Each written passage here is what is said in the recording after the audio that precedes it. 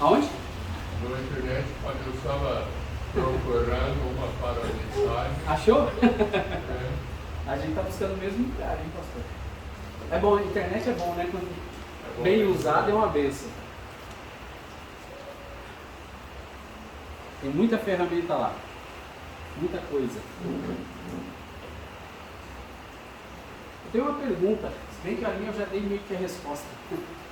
Não vou pra lá. Qual foi a primeira instituição de Deus?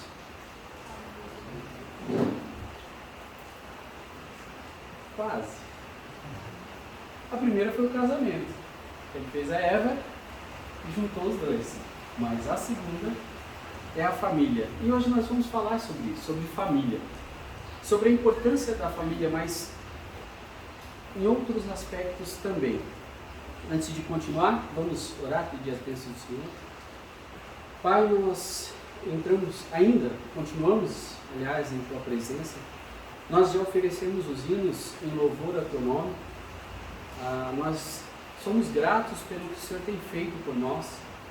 O pastor já agradeceu porque o Senhor tem respondido com relação à chuva, que veio refrescar, que veio até trazer bênçãos mesmo para a estância ali que precisava. Obrigado, Pai, porque o Senhor cuida dos seus. Obrigado porque o Senhor enviou o Teu Filho, como disse o hino, e que possamos pregar esse Evangelho a todos. Em especial, eu peço agora a Tua bênção sobre a mensagem da Tua Palavra. Eu não fale coisas que não estão lá, ou que seja da minha vontade, mas que seja o Senhor que transmita essa mensagem. Usa Teu servo, abençoa, Senhor, e abençoa cada família que está aqui presente, aqui representada, os seus outros integrantes, familiares que não estão aqui, que o Senhor também esteja abençoando e fortalecendo essa igreja. E nós sabemos que uma igreja forte ela é feita de famílias fortes. Abençoa, Pai, eu te peço. Em nome de Cristo Jesus, nosso Senhor e Salvador. Amém.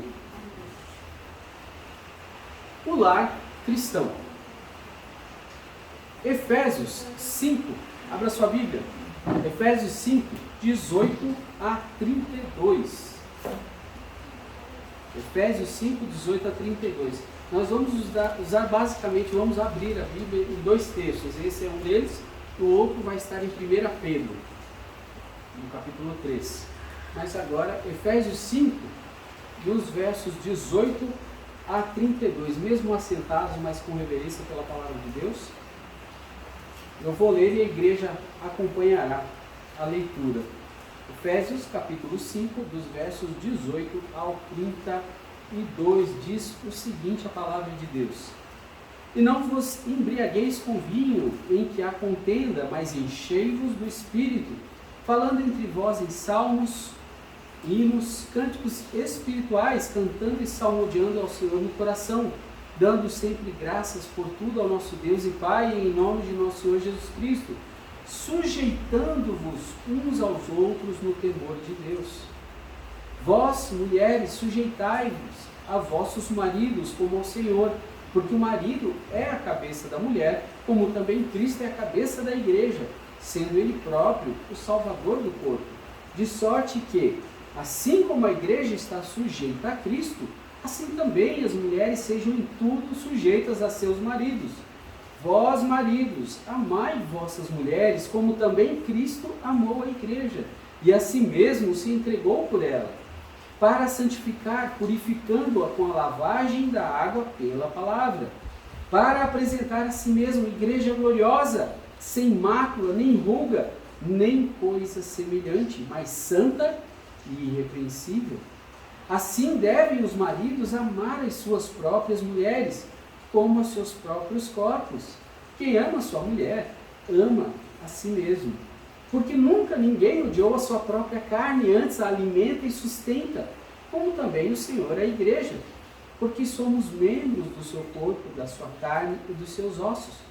Por isso, deixará o homem seu pai e sua mãe, e se unirá à sua mulher, e serão dois numa carne. até o verso 32. Grande é este mistério, digo, porém, a respeito de Cristo e da igreja. Aliás, até o verso 33. Assim também vós, cada um em particular, ame a sua própria mulher como a si mesmo, e a mulher reverencie o marido. O lar cristão, família, uma criação de Deus, é a segunda instituição divina. Há alguns que colocam a família como a primeira, mas alguns outros teólogos colocam a família como a segunda e a primeira, o casamento, por causa que Deus fez Adão, depois Eva, e depois ali ele dá a ordem sobre o casamento deles, né, sobre a família, para eles não é procriarem a palavra, fugiu agora, multiplicar, crescer e multiplicar. A primeira foi o casamento. Uma nação, ela é constituída de lares, de famílias. Uma igreja é constituída de famílias. Porém, muitos lares estão passando por lutas hoje. E grandes lutas, porque olha o contexto que nós estamos vivendo. Olha como está o mundo. Olha como estão as escolas. Olha como está o governo, não o governo, o presidente em si, mas os líderes dos nossos países, mesmo os líderes dos nossos estados. Olha como estão as coisas. Isso tudo afeta a família. Finanças afetam a família. Ensinamentos errados afetam a família.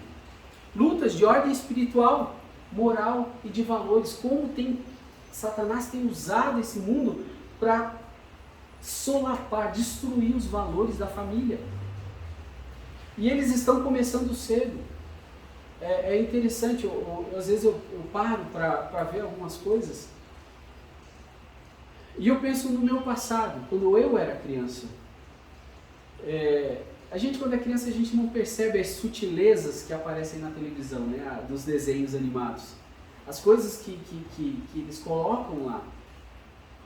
E graças a Deus, hoje eu estou aqui, mas salvo, servindo ao Senhor, mas eu não deixo as minhas filhas assistirem qualquer coisa na TV. Nem mesmo, mas desenho, então, canal de desenho está liberado. Não, o canal de desenho não está liberado. Tem muita coisa ruim. Eles atacam isso. Eu vou dar um exemplo. Já ouviu falar do desenho da Disney, A Princesa e o Sapo? Já viu esse desenho? Assistiu esse desenho? Meu Deus, não deixe seus filhos ver. A Ana já tem 11 anos, mas não vale a pena. Ele não faz um filme de terror. Ele é um filme que coloca, ensina coisas de bruxaria, de feitiçaria abertamente, não é nem por trás, não é nem uma mensagem escondida, é abertamente.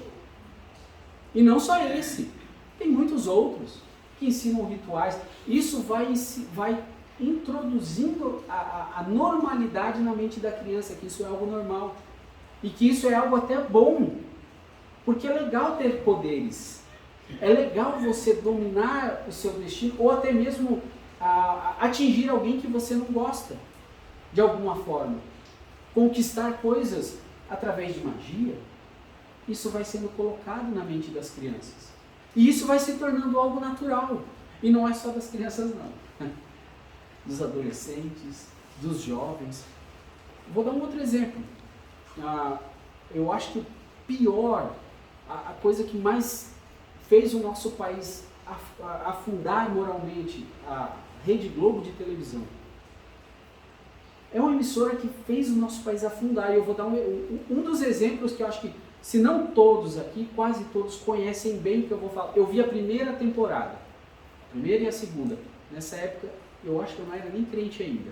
Malhação. O que Malhação fez? Ela trouxe a normalidade para coisas que não são normais.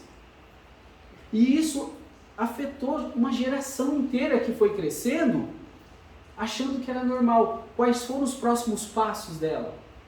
Ensinar que é normal uma menina namorar outra menina e outro menino que ela achar bom, que ela achar interessante. Um rapaz namorar outro rapaz e tá tudo bem. Por quê? Isso é obra de Satanás, nós sabemos disso. Essas são nossas lutas. Nós aqui que somos servos de Deus, nós somos muito atacados nessas questões. Eu comentei logo no comecinho, não lembro agora se eu comentei aqui na igreja, apesar de ter 42, eu acho que eu tenho 42, é 41 ou 42? Acho que é 42. Eu estou esquecendo já com 42, pastor, eu não sei se eu vou chegar com a sua lucidez aí com 74, 75. Mas eu não sei se eu falei isso já sobre a minha filha, que foi a Nicole, de 6 anos, no primeiro ano ali, ensinado sobre isso, sobre uma família ser formada por 2 papais e 2 mamães. Ela não foi ensinada porque era aula online, e como eu fico monitorando, eu acompanho a aula dela, ela nem assistiu. O que veio nos livros, eu não passei isso para ela. É algo que a gente já tem ensinado para elas, através da palavra de Deus, que é errado. Elas já sabem que é errado. Mas se ela tivesse indo para a escola e ia falar, professor, isso é errado. A professora, não é errado, seu papai está errado. Esses são os ataques que nós estamos sofrendo. Isso tem refletido na igreja. Por que os jovens têm debandado da igreja? Porque eles estão sendo seduzidos pelo mundo. Por tantas coisas que o mundo oferece. Mas não foi de uma hora para outra. Isso tem muito dos pais que deixam seus filhos serem contaminados pelo mundo. E não estão ali constantemente fazendo algo que nós vamos falar durante a mensagem. Isso tem se refletido no nosso país. O pai está virado moralmente. Era impensável 10 anos atrás, 10, 15 anos atrás, impensável de você ver jovens se beijando na rua do mesmo sexo. E esses tempos atrás, eu estava, cerca de um ano atrás, estava eu, minha esposa e a Chloe e a Nicole num shopping lá de Brasília. E aí nós andando, de repente a minha esposa olhou, cutucou, a gente já teve que pegar elas, assim, pôr a mão no olho delas e levando, segurando na mão, uma mão segurando na mão delas e a outra no olho delas. Tinha 2 jovens, sabe aqueles assentos, aqueles bancos que tem no meio do corredor do shopping? 2 jovens se beijando assim, daquele jeito assim. Que nem um casal, anos atrás, hétero, faria. Isso está afetando o nosso país. E aí a gente vê, você vai falar algo assim, contra isso na escola, o problema está, o angu está feito, o angu de caroço está feito. Então é algo muito sério. Por que isso está acontecendo? Quais são as razões? Porque está faltando priorizar pelo menos 3 regras no lar cristão. E aqui o foco dessa mensagem é um lar cristão, não é o lar secular, não. Eu, quando eu era Uber, eu não sei se eu já contei isso aqui também. Eu fui chamado de noite, era sábado à noite ou sexta à noite? Sexta à noite, porque eu não rodava no sábado à noite para poder estar no culto, que lá o culto era de manhã, né? A IBD era de manhã, então eu tinha que estar no culto bem, acordado, para poder prestar atenção. Então eu não fazia Uber no sábado à noite, eu fazia na sexta. E aí eu fui chamado. Quando eu parei num bairro lá de Brasília, que abriu a porta, eram 3 homossexuais, 2 homens e uma mulher. A mulher era sapatão e os homens estavam até de vestido, né? Vestido, tudo, mas você via, até quando começou a falar, você viu que eram homossexuais. E aí, eu não lembro se é por causa da minha Bíblia que ficava no painel, alguma coisa, um deles começou a conversar comigo. Eu conversei. E perguntou o que eu era, se eu era crente, e eu fui falando. E aí eu aproveitando para falar de Cristo, ele, não, mas eu já sei tudo, eu conheço esses versículos. Meu pai é pastor. Me deu um gelo, sabe assim, E não é um caso isolado. Assim, desse tipo. Assim. Então essa mensagem é para nós. Não é para incrédulo, porque incrédulo não vai entender isso que a gente vai falar hoje. Por que isso está acontecendo? Porque está faltando priorizar pelo menos 3 regras num lar cristão. Não é uma lista exaustiva, existem outros padrões, mas hoje eu vou mencionar 3. E o primeira regra, no lar cristão, o Senhor deve governar. Não é o homem que deve governar, não é a mulher que deve governar, e aqui no nosso país, no Brasil, infelizmente existe a cultura matriarcal. Normalmente é a mãe que toma conta de tudo, que dá as ordens em tudo. Isso é o comum. Eu sei porque isso no meu antigo núcleo familiar, não pai e mãe, mas a descendência, minha avó. Minha avó é que tomava conta da casa, porque meu avô não assumia isso. E ela tomava mesmo, e ela era braba. Corria atrás de homem até com machado, porque meu avô aprontava às vezes. Mas é algo que está difícil nos nossos lares cristãos, porque Deus não está governando. E Ele deve governar. Versos 18 a 21, ele vai falar algo a respeito. E não vos embriagueis com vinho, em quem há contenda, mas enchei-vos do Espírito, falando entre vós com salmos, hinos e cânticos espirituais, cantando e salmodiando ao Senhor no vosso coração, dando sempre graças por tudo ao nosso Deus e Pai, em nome de nosso Senhor Jesus Cristo, sujeitando-vos uns aos outros no temor do Senhor. E aí depois ele vem na sequência falando sobre a família. Mas aqui já é um ensinamento sobre como deve ser a minha vida. Eu não devo escolher as coisas ruins e que me fazem perder tempo, como aqui. Não vos embriagueis com vinho, mas aqui ele coloca vinho, aqui a gente pode colocar outra coisa. Não perca seu tempo com internet, com coisas que não convêm, com coisas que não edificam, com coisas que não te dão crescimento. Mas enchei-vos do Espírito. E como você se enche do Espírito? Com a palavra de Deus, cantando, salmodiando, com salmos, hinos, que é a leitura da palavra de Deus. Mas eu quero continuar aqui. Mas para que isso aconteça, é necessário primeiramente conhecê-lo. Então conheçamos e prossigamos em conhecer ao Senhor. A sua saída como a alva é certa, e Ele a nós virá como a chuva serôdia que rega a terra. Ele é Deus e precisa ser entendido e recebido como Senhor. Por que eu coloquei isso? Eu estava conversando com a minha esposa, eu não lembro qual o ponto da mensagem do pastor Bill de domingo, mas nós começamos a conversar. E um dos versículos, se eu não estou enganado, até o pastor mencionou, aquele onde diz que a gente deve amar a Deus como? Lembra do primeiro e do segundo mandamento? Com todo o nosso coração, com toda a nossa alma, com todo o nosso entendimento, com todas as nossas forças. Isso é conhecer ao Senhor. Mas o problema é que em muitas igrejas as pessoas não estão dispostas a colocar todo o seu ser nisso. Às vezes só um conhecimento básico. Às vezes assim, olha, eu já li minha Bíblia hoje um pouquinho, já fiz meu devocional, tá bom. Mas é necessário mais do que isso. E porque nós não buscamos conhecer a Deus, a gente vacila o pé. Nós cometemos erros. E nós devemos buscar o Senhor e devemos entender que Ele é Deus. O problema é que muitas pessoas em muitos lugares, em muitas igrejas, não tratam Deus como Deus, e sim como um amuleto. É o que eu vou até falar na próxima. Pois não é possível ser um lar verdadeiramente cristão sem Cristo. Cristo precisa estar em você para estar no seu lar. Senão o seu lar não pode ser nomeado cristão. Pode até ser um lar religioso. Conheço muitos lares religiosos. Pessoas que levam a vida, certinha, vão para a missa, fazem tudo certinho. Não, isso eu não faço. Isso aí eu também não faço. Eu sou fiel.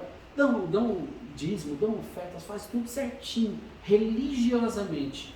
Lembra quem era religioso também? Os fariseus. Muito religiosos. Não, isso aqui não vou, é corban, não dou nem para meus pais, é oferta ao Senhor. E aí invalidavam os mandamentos de Deus. E muitas pessoas têm essa vida religiosa em casa, mas não tem uma vida verdadeiramente espiritual. É apenas religioso. Pode ser um lar bem organizado. Pessoas sistemáticas são bem organizadas. Pessoas que gostam das coisas certinhas. Então esse tipo de lar vai ser certinho. Não, ó, filhos, o filho tem que dormir cedo. Eu já ouvi pessoas no mundo falando, filho tem horário para dormir. Não pode dormir depois das 8 da noite, não. Minha mãe, quando era incrédula, às 7h30 nós tínhamos que estar na cama. Meus pais, quando eram incrédulos. Tinham ordem, tinham regras. Um lar pode ser bem organizado, mas sem Cristo, não dá para dizer que é um lar cristão. É necessário ter Cristo como Senhor e Salvador, não é só Salvador. Muitas igrejas não vem para Cristo, vem do jeito que está. Vem a sua família, vem do jeito que está. Mas não fala que você tem que mudar. Não fala que Cristo tem que ser o Senhor, não só o Salvador. Porque o Senhor Jesus não é uma fórmula ou um amuleto como um pé de coelho. E muita gente trata Deus, trata Cristo como um amuleto. Deus não é um amuleto. Se Deus quiser, eu acho que é uma das frases mais faladas por aí, né? Incrédulos falam assim, sem pensar. Virou, dá para colocar lá na regra ortográfica da língua portuguesa. Ah, não sei o que, olha, eu vou participar, vou jogar na loteria. Se Deus quiser, eu vou ganhar.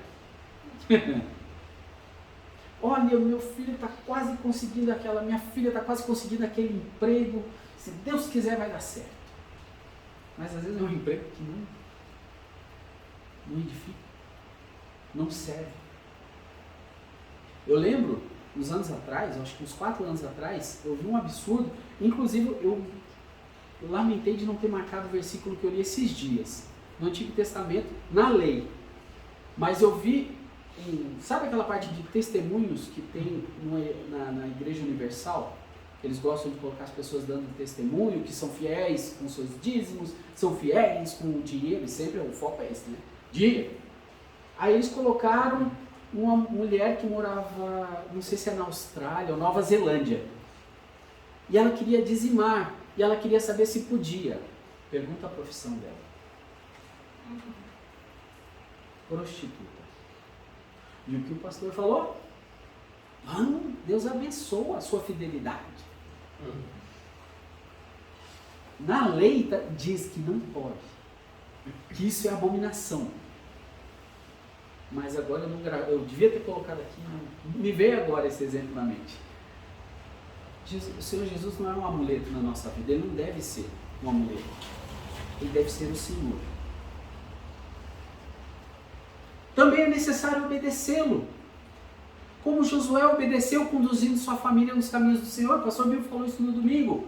Porém, se vos parece mal aos vossos olhos servir ao Senhor, escolhei hoje a quem servais, se aos deuses a quem serviram vossos pais, que estavam além do rio, ou aos deuses dos amorreus, em cuja terra habitais. Porém, eu e a minha casa serviremos ao Senhor. Mas meu filho, minha filha é um pouco rebelde, é adolescente. E eu falo isso principalmente porque está sendo filmado. Então, outras pessoas que têm filhos adolescentes em outras igrejas, aqui é bem pouco, devem ouvir isso. Josué não foi ver com a família dele quem queria servir ao Senhor. Ele falou com os outros. Mas ele falou, eu e a minha família vamos servir ao Senhor. Mas ele ou ela tem o direito. Sim, eles vão ter o direito de escolher se querem ir para a igreja quando eles estiverem na casa deles. Sustentado por mim, debaixo do meu teto, vai servir a Deus comigo. E eu conheço jovens rebeldes que os pais forçavam. Eu conheço assim, pessoalmente de família, não meus irmãos, não é o caso dos meus irmãos. Apesar que uma vez meu pai fez isso. Um dos meus irmãos disse, hoje eu não quero ir para a igreja. Ele olhou para ele assim, você tem 5 minutos para estar pronto, senão eu vou te arrumar. 2 minutos ele estava pronto. Aí ele estava, mas não para por aí. Eu tenho que ter cuidado com o que eu vou falar. Não, eu vou parar por aí. Ele estava pronto, mas não como deveria. Aí meu pai foi lá e fez ele trocar de roupa e ir como deveria. Eu e minha casa serviremos ao Senhor. Porque eu sou líder desse lar. Quer queira, quer não. Vai servir ao Senhor. Não quer. Quando você quer independência? Meu pai dizia isso para mim. E sempre falo com meus irmãos. A porta da rua é a serventia da casa. E saiba que se sair por ela, não volta. Pensa se um dos três saiu. Se um dos três sequer cogitou em sair. Também é necessário, ainda continuando, né, obedecê-lo, como Jó obedeceu zelando pela vida espiritual de seus filhos. Sucedia, pois, que decorrido o turno de dias de seus banquetes, enviava os banquetes dos filhos, tá? É que eu não coloquei os outros versículos. Enviava Jó e o santificava, e se levantava de madrugada e oferecia holocausto segundo o número de todos eles. Porque dizia Jó, porventura pecaram os meus filhos e amaldiçoaram a Deus no seu coração. Assim fazia Jó continuamente. E disse o Senhor a Satanás, observaste tu a meu servo Jó? Porque ninguém há na terra semelhante a ele, homem íntegro e reto, temente a Deus e que se desvia do mal. O procedimento de Jó era aprovado por Deus. E Jó zelava pelos seus filhos. Jó pensava nisso, não, quem sabe eles fizeram alguma coisa errada. Quando eu oro com as minhas filhas,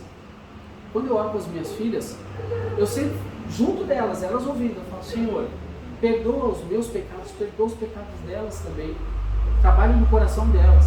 E eu quero que elas escutem, eu quero que elas saibam que o pai delas sempre está orando por elas. Que o pai delas sempre está preocupado com a vida espiritual delas. É nosso dever como pai e mãe, se preocupar com a vida espiritual dos nossos filhos enquanto estão debaixo da nossa autoridade. Porque depois eles vão casar, eles vão responder por eles mesmos. Nós vamos chegar nesse ponto também. Ainda é necessário obedecê-lo não como Saul, que era teimoso. Porém Samuel disse, tem porventura o Senhor tanto prazer em holocaustos e sacrifícios, como em que se obedeça a palavra do Senhor? Eis que o obedecer é melhor do que o sacrificar e o atender é melhor do que a gordura de carneiros. Deus ama a obediência. E Deus abomina pessoas que, não, mas olha, eu tinha boa intenção. Conhece aquele ditado? De boa intenção, o inferno está cheio. Está cheio de boa intenção. Teimosos. Tem muito crente teimoso. Muito pai e mãe teimosos que insistem em não obedecer o que a palavra de Deus ensina. Que tomam decisões erradas. E aí vão pagar as consequências no futuro. Nem como Eli, que honrava mais seus filhos que a Deus. Essa é outra falha muito grande. Porque pisastes o meu sacrifício e a minha oferta de alimentos, que ordenei na minha morada, e honras a teus filhos mais do que a mim, para vos engordardes do principal de todas as ofertas do meu povo de Israel? Portanto, diz o Senhor Deus de Israel, na verdade tinha falado eu que a tua casa e a casa de teu pai andariam diante de mim perpetuamente. Porém agora diz o Senhor, longe de mim tal coisa, porque aos que me honram, honrarei, porém aos que me desprezam, serão desprezados. Ele honrava mais os filhos. E quando os filhos estavam pisando na bola, ele não ficou. Tem um versículo que ele fala, não, filho meu, não faça isso. Que isso que vocês estão fazendo é errado. Mas no Antigo Testamento existia a lei. A lei ainda estava em vigor. E o que a lei dizia sobre filhos rebeldes? Lembra? Apedrejamento. A lei dizia, se um filho é obstinado, teimoso e rebelde, apedrejamento. Ele não, só não, filho, faz assim não. Eu conheci um homem que o filho dele às vezes tacava coisa nele, não filho, não faz isso não. Sabe aquele filho que vem dar na cara do pai? Quando é criança,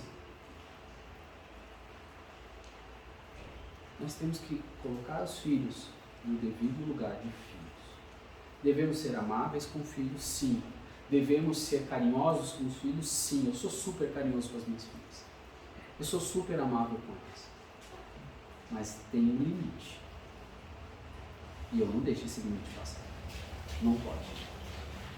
Porque senão você perde o respeito. Um pai e uma mãe que amam seus filhos, ele vai ser firme. Porque ele quer o bem dos filhos. Ele quer que os filhos sejam pessoas primeiramente salvas, mas também um pai cristão, e uma mãe cristã, mas também quer que sejam boas pessoas, pessoas corretas, pessoas honradas. Eu falei esses dias para a Nicole isso. Eu tive que discipliná-la e falei, Nicole, antes de disciplinar, eu chamei ela e falei, filha, e eu só estou dando esse exemplo agora porque ela é pequenininha, né? Se ela fosse mais velha, eu até não falaria para ela não ficar com vergonha, mas como é pequena, dá para dar esse exemplo. Eu falei, filha, por que o papai vai te disciplinar? Porque eu fiz coisa errada? Eu disse, sim, mas o que você fez de errado? Aquilo que eu já falei para você não fazer várias vezes. Aí ela falou. E vai doer, papai? Eu disse, mais em mim do que em você. Dói muito mais na gente que é pai. Dói muito. Ver o nosso filho chorando e triste, porque a gente foi duro. Mas se nós não formos duros agora, olha o resultado. Aí morrem os 2 filhos de Eli, a arca é levada, e aí ele cai, bate a cabeça e morre. Não é algo que nós queremos para a nossa vida, para a nossa família. Não devemos ser desobedientes, nem como Saul, nem como Eli. Segunda regra, no lar cristão, o amor ágape deve ser vivido. Como tem pessoas que já são velhas de igreja, todos aqui eu acredito que sabem que ágape é o amor de Deus. É o amor que nós não nascemos com ele, mas quando aceitamos a Cristo, ele é derramado em nossos corações, nos capacitando a amar e perdoar as pessoas. Aqui, vamos ler primeiro os versos. Eu até brinquei com a irmã, hoje as mulheres vão ficar bravas comigo. Versos 22 a 24.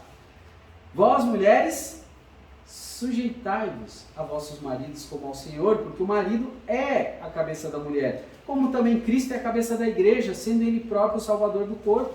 De sorte que, assim como a igreja está sujeita a Cristo, assim também as mulheres sejam em tudo sujeitas a seus maridos. Aqui em outra versão a palavra é submissas. No lar cristão, o amor ágape deve ser vivido. Primeiramente aqui, eu segui essa sequência pela esposa, porque a Bíblia começa pela esposa. Depois ela vai para o marido. Sendo submissa.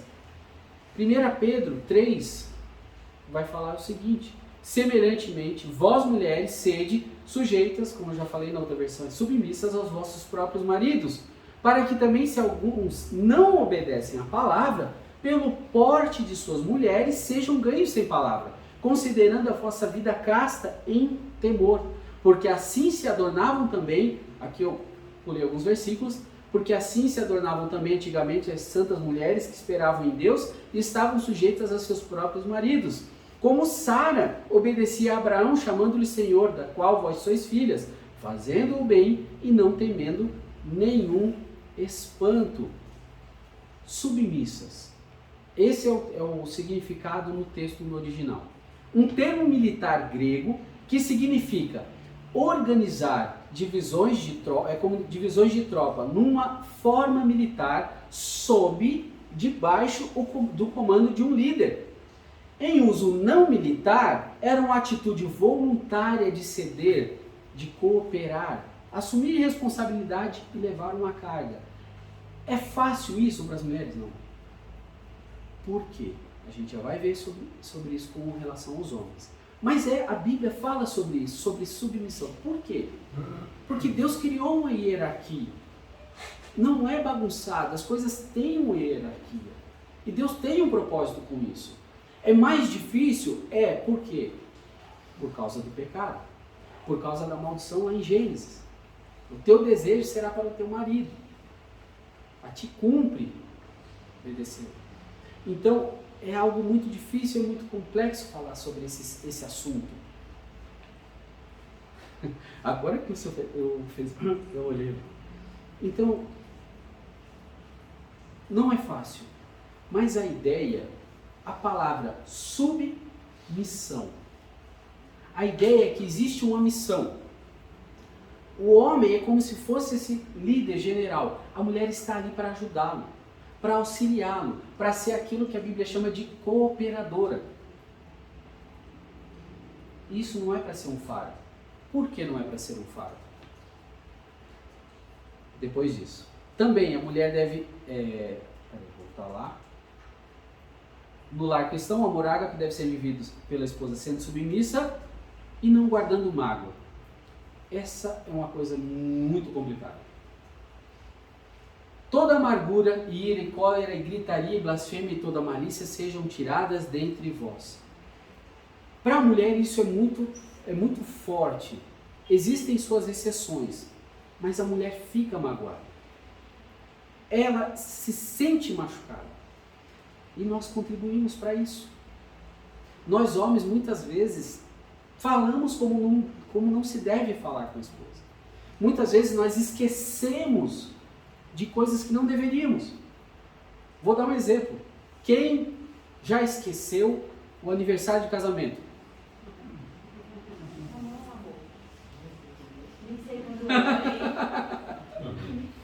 Eu esqueci também.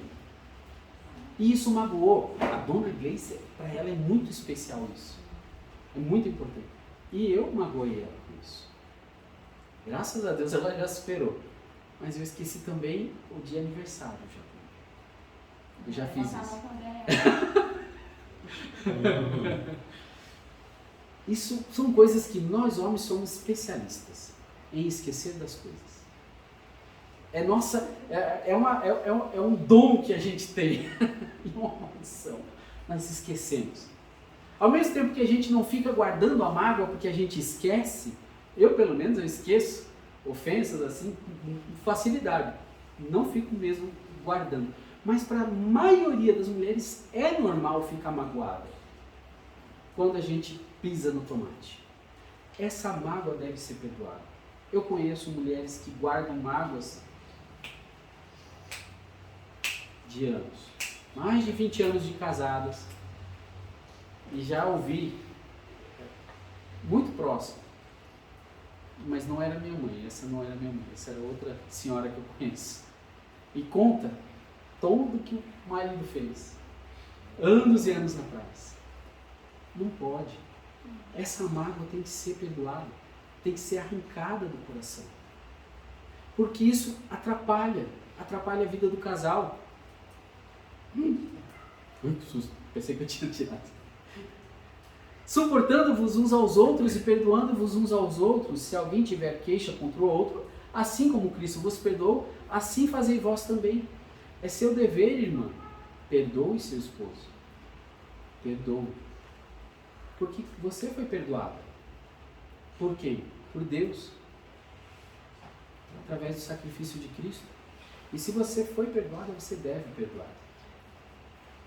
Eu acho que é em 1 Pedro que vai falar, não, 1 Pedro 3 que vai falar sobre para que se não tiver comunhão entre o casal, as vossas orações serão interrompidas. Acho que é no final do capítulo 3. Depois a gente vê lá. Precisa haver perdão. Pelo marido, versos 25 a 33, olha lá. Vós, maridos, amai vossas mulheres, como também Cristo amou a igreja e a si mesmo se entregou por ela, para santificar, purificando-a com a lavagem da água pela palavra, para apresentar a si mesmo igreja gloriosa, sem mácula nem ruga, nem coisa semelhante, mas santa e irrepreensível. Assim devem os maridos amar suas próprias mulheres, como a seus próprios corpos. Quem ama sua mulher, ama a si mesmo. Porque nunca ninguém odiou a sua própria carne, antes a alimenta e sustenta, como também o Senhor a igreja. Agora vamos para lá, para 1 Pedro 3,7. Igualmente vós, maridos, coabitai com elas com entendimento, dando honra, reverência. É um respeito elevado. Reverência, nós entendemos e sabemos o que é uma reverência. O que é honrar alguém. Lembra de Esther, no livro de Esther, sobre Mordecai, quando Amã, se eu não estou enganado, eu sempre troco Amã com Naamã, eu acho que é Amã, que ele fala, o rei pergunta para ele, a quem o rei quer honrar, o que deve ser feito? Veste as vestes reais, que ele ande no cavalo do rei, e que o povo todo o saude, e sabe, bata palmas, praticamente ele está dizendo, sabe, louve aquele homem. Tá bom, vai lá, faz isso com Mordecai. Isso é honrar. Você vai pôr a sua esposa então num cavalo? Não. mas você deve tratá-la como se fosse uma rainha. A pão de ló, já ouviu esse ditado? Tratar a pão de ló. É cuidado, é um zelo, porque ela é algo precioso que Deus te deu. É alguém que Deus te abençoou. Lembra que a Bíblia fala, aquele que achou uma esposa, achou o favor do Senhor.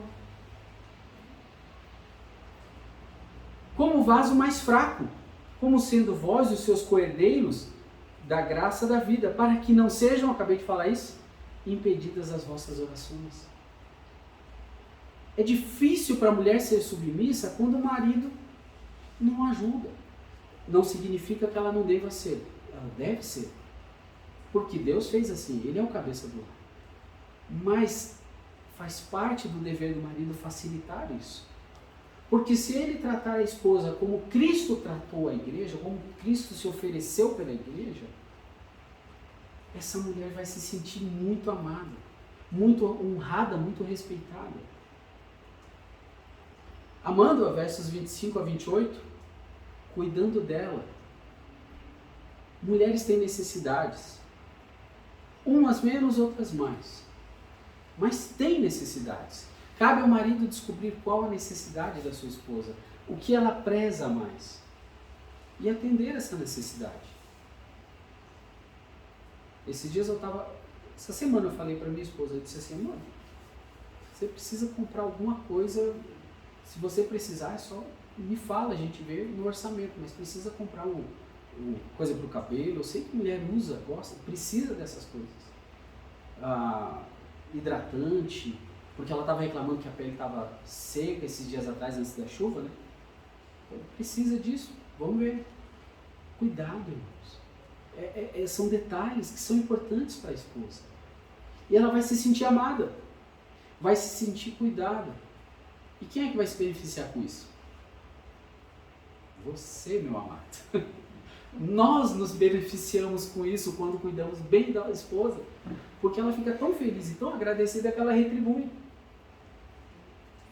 Colocando ela em primeiro lugar na sua vida, acima de todos, exceto Deus e sua palavra. Como assim colocar? Tem muita gente que coloca filho acima da esposa e acima do marido. Está errado. Eles casam, vão embora.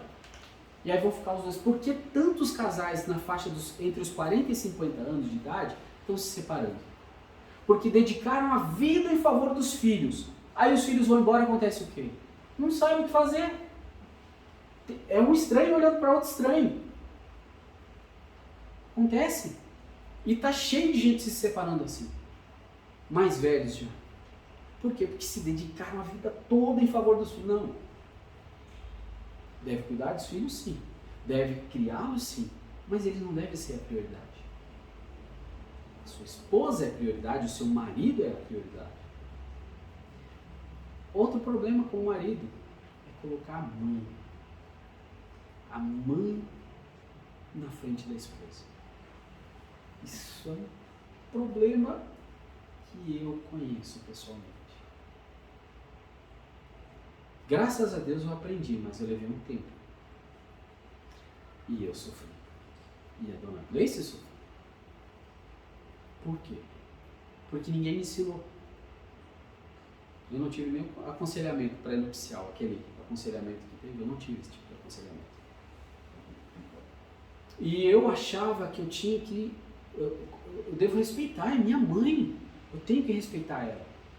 Ok, sim. Mas hoje você é casado, hoje você é uma só carne. E isso foi um problema muito grande no meu casamento durante um bom tempo.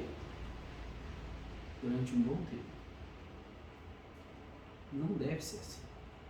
Os pais não devem tomar o lugar do cônjuge. Cônjuge é a prioridade. Deus e a palavra dele é assim.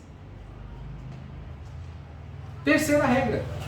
No lar cristão, e última, a palavra de Deus deve ter a prioridade, pois é ela que Deus usa para purificar, versos 26 e 27. Mas eu vou ler o Salmo aqui, 119, de 9 a 11. Com que purificará o jovem o seu caminho? Observando conforme a tua palavra. Com todo o meu coração te busquei, não me deixes desviar dos teus mandamentos, escondi a tua palavra no meu coração para não pecar contra ti. É a palavra de Deus que nos purifica, que nos ajuda a crescer espiritualmente, que nos fortalece, que nos ajuda a resistir às tentações. Assim como Cristo, quando foi tentado no deserto, o que ele falou? Ele teve uma conversa normal com Satanás? Não, ele usou a própria palavra dele. Porque a palavra de Deus tem esse poder de nos fortalecer. E ela tem que ter prioridade no nosso lar. Foi a instrução de Deus a Moisés. Estes, pois, são os mandamentos, os estatutos e os juízos que mandou o Senhor vosso Deus para ensinar-vos, para que os cumprisseis na terra que passais a possuir, para que temas ao Senhor teu Deus e guarde todos os seus estatutos e mandamentos, que eu te ordeno, tu e teu filho e o filho do teu filho, todos os dias da tua vida, e que teus dias sejam prolongados. Ouve, pois, ó Israel, e atenta em o guardares, para que bem te suceda e muito te multipliques, como te disse o Senhor Deus de teus pais na terra que manda leite e mel. Deus ordenou isso a Moisés. Por quê? Porque é importante. Porque tem que ser a prioridade no nosso lar. E deve ser ensinado a nossos filhos. Amarás, pois, o Senhor teu Deus de todo o teu coração, de toda a tua alma, de todas as tuas forças. Já falei sobre isso. E estas palavras que eu te ordeno estarão, primeiramente, eu coloquei um ali até para não esquecer, no teu coração. Se não tiver no teu coração, como é que você quer fazer a parte 2? Ensinar os teus filhos no caminho, quando levantar, quando deitar. Se não está no teu coração, não vai estar. Como é que você quer pôr no coração do filho? Não dá. Tem que primeiramente estar no seu coração. Também atarás por sinal na tua mão e te serão por frontais nos teus olhos. Isso aqui os judeus, até o pastor mencionou a mezuzá, né? Que eu tinha falado a mezuzá na aula da escola bíblica dominical. Que é aqui, ó, escreverás nos umbrais da tua casa e nas tuas portas. É aquele que eles colocam na porta. Mas esse estarão na tua mão e por frontal, os judeus, o nome é filactérios. É uma caixinha com partes da lei também, que fica aqui. E aí eles dão 7 voltas no braço, é uma fita, e vem e chega até a cabeça e tem aqui. Eu poderia ter esquecido de colocar uma imagem. É uma caixinha que também tem a lei aqui. Eles levaram ao pé da letra. Deus queria o que com isso? Que fosse feito pequenas porções e colocado aqui e na testa assim? Não. É porque é para estar sempre na tua mente, no teu coração e sempre na tua mão.